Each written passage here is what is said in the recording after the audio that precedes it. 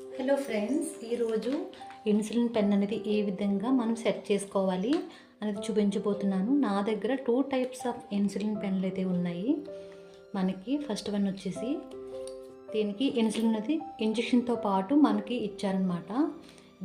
ఇందులో ఉన్న ఇన్సులిన్ అనేది మనం వాడేసుకున్న తర్వాత ఈ పెన్ అనేది రీయూజ్ చేయడానికి అవ్వదు.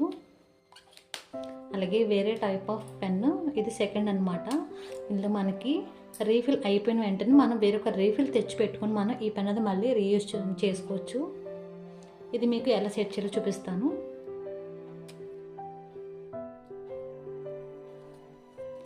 మనకి ఈ విధంగా రీఫిల్స్ అయితే తీసేసుకోవచ్చు అనమాట అయిపోయిన వెంటనే.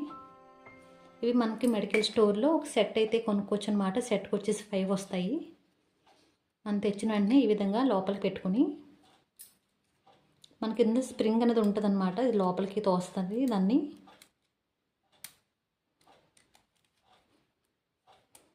ఈ విధంగా సెట్ చేసుకోవాలి. మనకి దీనికి వచ్చే నీడిల్స్ కూడా మనకి ప్యాకెట్స్ రూపంలో అమ్ముతారు. ప్యాకెట్కి వచ్చేసి 10 ఆర్ 12 ఉంటాయి.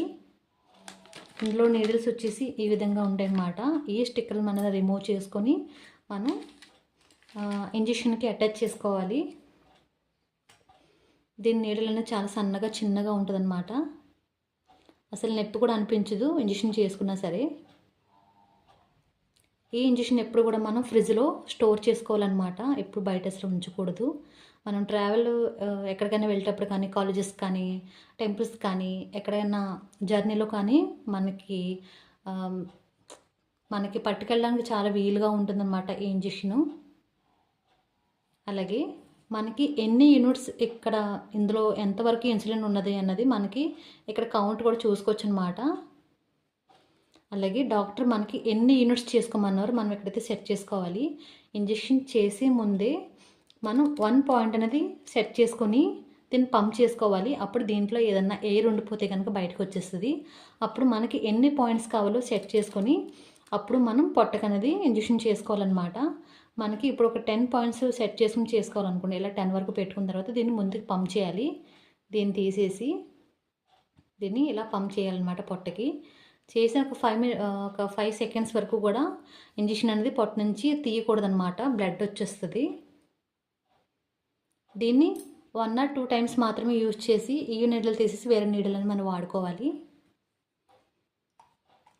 ఈ పెన్స్ మనకి ఎక్కడ పడితే అక్కడ క్యారీ చేసుకోవడానికి చాలా వీలుగా డిజైన్ చేశారనమాట.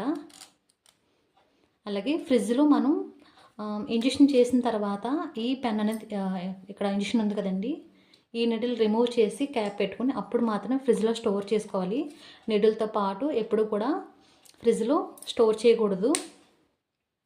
అలాగే ఫ్రిడ్జ్లోంచి ఇంజెక్షన్ తీయగానే ఇందులో లిక్విడ్ ఉంటుంది కదా, దాన్ని మనం ఈ విధంగా షేక్ చేయకూడదు అనమాట. అది అసలు మంచిది కాదు. పెన్ అనేది మనం తీసిన వెంటనే ఈ విధంగా అరచేతులు పెట్టుకుని ఈ విధంగా రఫ్ చేయాలన్నమాట. అప్పుడు మనకి ఇన్సులిన్ అనేది ఏమన్నా గడ్డ కట్టి ఉంటే అది లిక్విడ్లా ఫామ్ అవుతుంది అనమాట. అప్పుడు లిక్విడ్లా ఉన్నప్పుడు మాత్రం ఇంజెక్షన్ చేసుకోవాలి. ఇలా రఫ్ చేసినట్టు మాత్రమే మనకి ఇంజెక్షన్ అనేది పనికొస్తుంది అనమాట. నా దగ్గర అయితే 2 టైప్స్ ఆఫ్ పెన్లు అయితే అవైలబుల్గా ఉన్నాయి. దీన్ని ఏ విధంగా పొట్టకి చేసుకోవాలి, ఎంత గ్యాప్లో చేసుకోవాలి, ఎలా చేయాలి అనేది నేను మీకు వేరొక వీడియో రూపంలో అయితే చూపించుతాను.